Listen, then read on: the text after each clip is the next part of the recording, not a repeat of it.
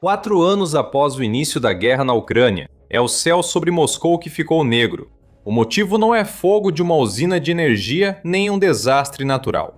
Em vez disso, drones ucranianos chegaram até a capital russa e atingiram a maior refinaria de petróleo da cidade. O fato de a Ucrânia atingir a Rússia de forma consistente já mostra como a guerra está indo. A Rússia está ruindo. Mas como passamos de uma invasão que deveria durar 3 dias para uma guerra total, onde o presidente russo Vladimir Putin está lentamente perdendo o controle sobre seu país? Não existe uma única resposta aqui, mas sim uma combinação de fatores. Então vamos começar pela escala do que estamos vendo em 2026, e para isso, precisamos voltar às primeiras semanas. Quando a invasão começou em fevereiro de 2022, a Rússia agiu rápido e avançou por todos os lados. Colunas blindadas avançaram da Bielorrússia em direção a Kiev, saíram da Crimeia rumo ao sul da Ucrânia e cruzaram a fronteira leste, tomando grandes extensões da Ucrânia em questão de dias. No final de março de 2022, com pouco mais de um mês de guerra, a Rússia controlava mais território ucraniano do que conseguiria novamente em 4 anos e meio. Então veio o outono de 2022, e o mapa mudou drasticamente a favor da Ucrânia. No início de setembro, a Ucrânia lançou sua contraofensiva em Kharkiv, e foi de tirar o fôlego. As forças de Kiev reconquistaram cerca de 6.000 km² em questão de dias, avançando a uma média de aproximadamente 7.400 metros por dia. Guarde esse número na sua cabeça, porque ele vai ser importante em um instante. O Centro de Estudos Estratégicos e Internacionais depois classificaria essa operação como uma das ofensivas militares mais eficazes da guerra moderna. 2 meses depois, em novembro de 2022, a Ucrânia forçou os russos a abandonarem a cidade de Kherson, a única capital regional que Moscou conseguiu capturar em toda a invasão. Em apenas um outono, a Ucrânia apagou meses de avanços russos e destruiu o mito de que o exército russo era uma máquina imparável. Depois disso, a guerra ficou estagnada. Entre janeiro e setembro de 2023, as forças russas conquistaram apenas cerca de 465 km² do território ucraniano, o que era quase nada. O único prêmio daquele ano foi Bakhmut, uma pequena cidade no leste que levou quase 10 meses e dezenas de milhares de baixas para ser capturada. E a Rússia finalmente a conquistou em maio de 2023, só depois de reduzi-la a escombros. O ano de 2024 foi possivelmente mais decisivo para a Rússia, onde suas forças conquistaram cerca de 3.600 km². No papel, isso parece uma ofensiva séria, mas mesmo esse chamado auge significava que a Rússia avançava apenas cerca de 50 metros por dia. A cidade de Pokrovsk foi particularmente importante, um alvo logístico em Donetsk, onde a Rússia avançou pouco menos de 50 quilômetros em quase 2 anos de combates. Isso nunca foi uma blitzkrieg. Era uma geleira de homens e projéteis avançando lentamente sobre os corpos deixados para trás. E 2025 repetiu o padrão, lento mas constante. Ganhamos algo em torno de 4.300 km². Mas apesar de tudo isso, a Rússia não conseguiu avançar mais do que cerca de 40 km em qualquer direção durante todo o ano. E então veio 2026. No começo do ano, o avanço russo praticamente estagnou. A taxa diária de ganhos russos caiu para cerca de 2,9 km² por dia, nos primeiros 4 meses de 2026, em comparação com 9,76 km² por dia no mesmo período do ano anterior. E em abril de 2026, a Rússia registrou uma perda líquida de território, cedendo cerca de 116 km², sua primeira perda total desde agosto de 2024 e a invasão de Kursk. No geral, entre fevereiro e maio deste ano, as forças russas capturaram apenas 164 km² de território ucraniano.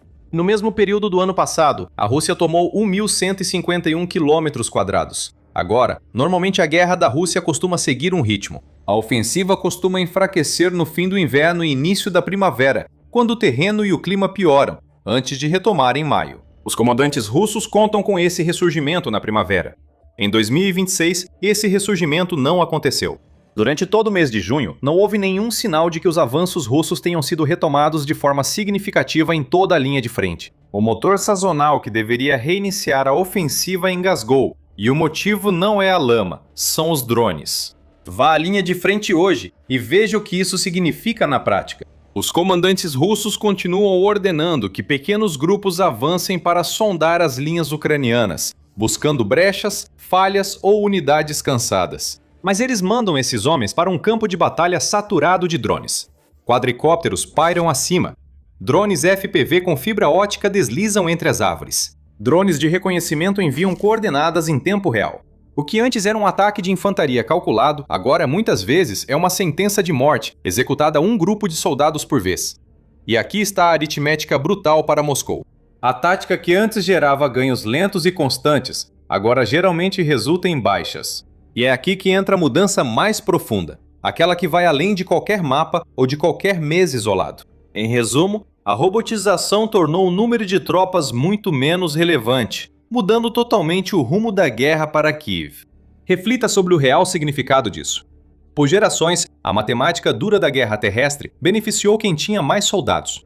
A Rússia apostou tudo nisso. Mas se você pode lutar com 10 mil ou 20 mil operadores de drones qualificados, em vez de centenas de milhares de homens sentados em trincheiras, então o número de tropas deixa de ser o fator decisivo.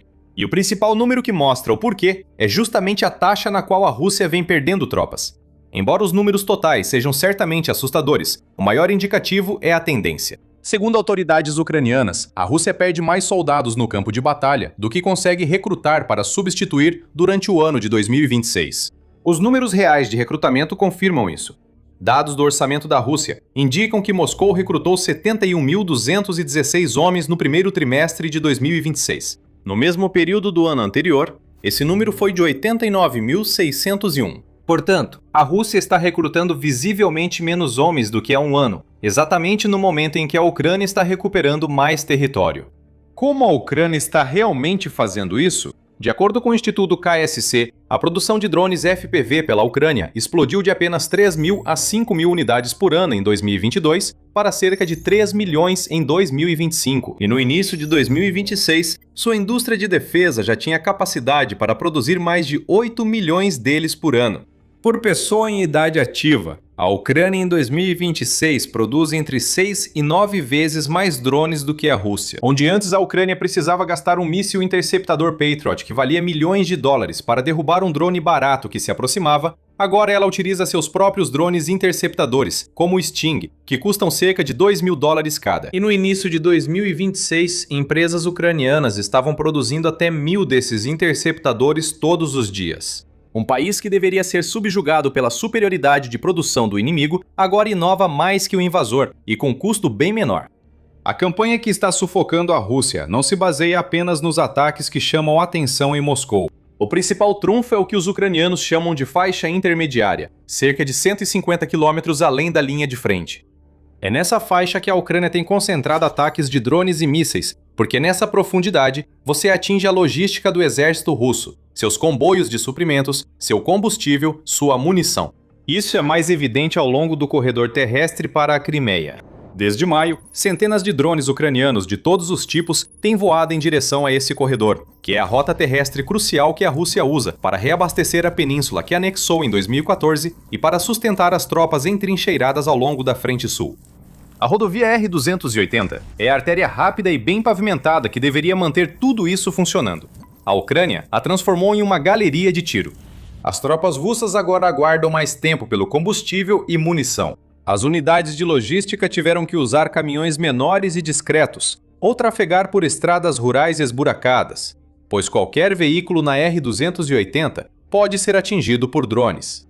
Artem Bieliakov, que é o chefe da 412ª Brigada de Drones Nemesis, descreveu a operação como dolorosa para os militares russos. E, sinceramente, esse é o tipo de pressão mais perigoso. Não é um golpe decisivo, mas um desgaste constante sobre tudo que a Rússia tenta movimentar. Agora você pode esperar que a Rússia simplesmente copie o que a Ucrânia está fazendo? Os russos possuem a unidade de drones de elite Rubicon, conhecida por sua reputação temível em alguns setores. Enquanto a Ucrânia ampliou ataques com drones e mísseis para isolar as forças russas e cortar suprimentos, o Rubicon não alcançou a mesma escala. Avaliaram que expandir a unidade mostrava que a Rússia ultrapassava suas capacidades. Ao dobrar o número de operadores de drones, a unidade reduziu os requisitos de entrada e o treinamento. A unidade passou a recrutar do mesmo grupo da linha de frente, o que pode diminuir a efetivo disponível da Rússia no terreno, sem fornecer o mesmo nível de treinamento de antes. Antes de falarmos por que as operações com drones estão estagnadas, inscreva-se no The Military Show, Publicamos vídeos diários sobre geopolítica global, ajudando você a compreender a guerra e suas circunstâncias. Voltando à indústria de drones da Rússia. O problema fundamental é que todo o complexo industrial militar está falhando. Isso ocorre porque anos de gastos com a guerra causaram um desemprego historicamente baixo. Isso parece bom, até você pensar no impacto para uma máquina de guerra. Quando quase todos têm emprego, é difícil atrair profissionais qualificados para áreas como produção de drones. Exceto pelos sistemas não tripulados e armas de longo alcance, onde a Rússia mais investe, a produção permaneceu quase estagnada. Uma reportagem da Reuters de fevereiro apontou que o país precisava de mais de 2,3 milhões de trabalhadores. E mesmo nos setores prioritários, onde a produção realmente aumentou, a indústria militar atingiu um platô. Isso apesar de o país direcionar 40% do orçamento do governo para as Forças Armadas, Defesa Nacional e setores relacionados, números que não eram vistos há décadas. Então, o que o homem no topo acha de tudo isso? Segundo alguns relatos, Putin e seu círculo íntimo foram reduzidos a insistir que a Rússia ainda mantém a vantagem. Segundo 2 ex-altos funcionários do Kremlin, Putin agora dedica grande parte do tempo ao controle detalhado do esforço de guerra e recebe relatórios de Valery Gerasimov, seu principal comandante, até 2 vezes por dia. E segundo esses ex-funcionários, Putin realmente acredita que a guerra é só questão de tempo. Mas há uma dinâmica perversa nisso. Durante as últimas 2 décadas em que esteve no poder, Putin desmontou a maioria dos mecanismos de controle sobre seu poder, colocando pessoas leais a ele em cargos vitais nas Forças Armadas, nos serviços de inteligência e no governo. Mas Putin ainda está sob a influência das Forças Armadas, considerando que ele foi fundamental em sua criação. Ainda assim, esses serviços de inteligência não relataram dados reais sobre a resposta da Ucrânia à operação militar especial. Mesmo assim, Putin confia neles e permite que continuem, pois os serviços sabem que, apesar do poder, não estão imunes ao desmantelamento por Putin. Eles divulgam informações erradas e tentam ocultar o que realmente ocorre na guerra, tanto de Putin quanto do público. Às vezes, essa bolha controlada se rompe publicamente. No início de junho, durante um feriado nacional, Putin se reuniu com militares no Kremlin. Esses soldados continuaram pressionando-o com a mesma pergunta: quando exatamente a Rússia finalmente desenvolveria uma resposta ao Starlink de Elon Musk? A Ucrânia utiliza essa rede de satélites para guiar drones de ataque na linha de frente, e os soldados percebem o impacto disso. Putin insistiu que a Rússia já havia desenvolvido e colocado em operação sua própria resposta ao Starlink. Ele observou que só precisa de tempo para ampliar a escala. Mas até agora, apenas 16 unidades haviam sido lançadas. A estimativa mais otimista de quando o sistema, conhecido como Razvet, cobriria o país é 2030. Isso significa que o sistema só estará totalmente operacional em 4 anos, enquanto a guerra segue e a Ucrânia usa o Starlink ao máximo. Em vez de focar no Starlink, Putin começou uma longa reclamação sobre como Moscou estava enfrentando o poder coletivo da OTAN. Um discurso que passou por referências históricas a Napoleão e Hitler, antes de chegar a uma vaga garantia de que a Rússia tem coisas que o inimigo não tem, e que no final será maior e melhor. Esse é o som de uma liderança que ficou sem respostas reais e está buscando conforto nos velhos mitos. Isso não significa que a Rússia foi derrotada, que a guerra está prestes a acabar ou que a Ucrânia está vencendo facilmente. A Rússia ainda tem uma capacidade real e perigosa de causar grandes danos, e devemos ser honestos sobre isso com quem vive sob essas bombas. Enquanto a Ucrânia lidera na guerra dos drones, caças russos atacam posições ucranianas com bombas planadoras em números recordes. São bombas soviéticas com kits de orientação baratos e asas dobráveis, usadas para bombardear, sem parar, trincheiras, linhas de árvores e prédios residenciais ucranianos. Elas são tão eficazes principalmente pela escassez contínua de sistemas antiaéreos. Como a Ucrânia não consegue ameaçar de forma confiável as aeronaves russas, esses jatos podem voar mais perto da linha de frente antes de liberar suas bombas, o que permite que eles lancem essas armas pesadas com uma precisão assustadora. Então, a Rússia tem usado até 5.700 bombas planadoras por mês. A Ucrânia respondeu investindo mais em interferência eletrônica, criando um sistema que dificultou a navegação e neutralizou temporariamente essas bombas. Mas as bombas não estão diminuindo. Com base no recorde de 5.700 bombas em janeiro, a Rússia pode produzir e lançar cerca de 68.000 a 70.000 bombas planadoras em 2026, acima das cerca de 60.000 em 2025. As bombas planadoras seguem sendo um desafio não resolvido pela Ucrânia, A Rússia também atacou cidades ucranianas, e Kiev sofreu grandes ataques de drones e mísseis 3 vezes no início do verão. A Ucrânia ainda demonstra que sua força aérea enfrenta dificuldades com mísseis balísticos e hipersônicos, por não ter munições antiaéreas sofisticadas suficientes para derrubá-los. Esse aumento nos ataques às cidades ucranianas pode ser uma reação aos problemas da Rússia no campo de batalha. Como a Rússia não consegue avançar em terra, pode estar tentando intensificar os ataques aéreos, e por isso, a Ucrânia decidiu atacar a Rússia onde dói: o petróleo. O ataque à refinaria em Moscou mostrado neste vídeo não foi isolado.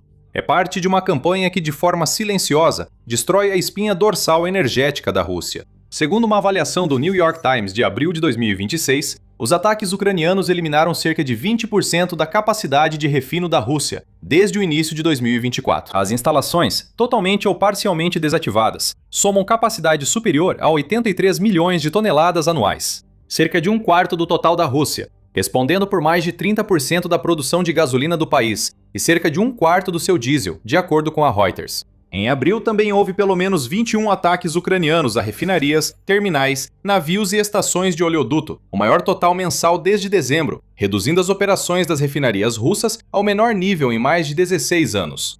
Os danos fizeram a Rússia reduzir a produção de petróleo em 300 mil a 400 mil barris por dia em relação ao primeiro trimestre, a maior queda mensal em 6 anos. A Ucrânia passou a mirar melhor, atacando cada vez mais gargalos estratégicos, como os hidrocraqueadores, onde a capacidade fora de operação da Rússia atingiu 250 mil barris por dia, contra 50 mil a 60 mil um ano antes. Em equipamentos que dependem de peças de reposição, cujos prazos de entrega chegam a meses por causa das sanções ocidentais. Em junho, o Ministério de Energia da Rússia reconheceu pela primeira vez que ataques aéreos inimigos prejudicaram o abastecimento, enquanto Putin admitia a necessidade de melhores defesas aéreas. Quando o Kremlin começa a admitir os danos em voz alta, você sabe que é real. É por isso que as conversas dentro de Moscou começaram a voltar ao tema da mobilização. Mas isso pode até piorar as coisas. Lembre-se, em 2022, depois que a operação militar especial deixou de parecer algo garantido, Putin anunciou uma mobilização parcial, convocando cerca de 300 mil reservistas. Isso fez quase 1 milhão de pessoas deixarem o país, a maioria sem retornar. Em 2026, o mesmo êxodo pode acontecer novamente, só que desta vez não restam tantas pessoas assim. Precisamos retomar a questão da escassez de mão de obra, pois uma mobilização em massa só agravaria isso. Mesmo que Putin aceitasse o risco político e o prejuízo econômico, uma mobilização em massa ainda lhe daria soldados inadequados para a guerra que está enfrentando. Lembre-se do que essa guerra se tornou. Não é mais decidida por centenas de milhares de homens sentados em trincheiras. Ela é decidida por operadores de drones qualificados, engenheiros e técnicos. Exatamente o tipo de pessoas altamente treinadas que uma convocação apressada e indiscriminada simplesmente não produz. Então vamos juntar tudo isso, porque o quadro geral importa. A Ucrânia removeu os 2 pilares da guerra de Putin, a força esmagadora de mão de obra e a profundidade intocável, derrubando ambos. A vantagem em mão de obra diminui porque drones tornam soldados menos decisivos, e a Rússia perde homens mais rápido do que repõe. A segurança da retaguarda russa terminou, pois drones ucranianos já atingem refinarias em Moscou. O avanço da Rússia caiu para uma fração do ritmo do ano passado. Sua indústria de defesa atingiu um teto que não consegue elevar rapidamente, e sua liderança finge que está tudo bem enquanto implora por uma resposta ao Starlink que não tem. Sim, a Rússia ainda pode bombardear cidades ucranianas e avançar lentamente no Donbass a um custo alto, mas desperdiça forças para manter uma posição perdida enquanto os fundamentos se voltam mais contra ela a cada mês. Para entender como os drones tornam eficaz a estratégia de médio alcance da Ucrânia, assista a este vídeo. Inscreva-se no The Military Show para acompanhar as notícias da guerra na Ucrânia e da geopolítica global.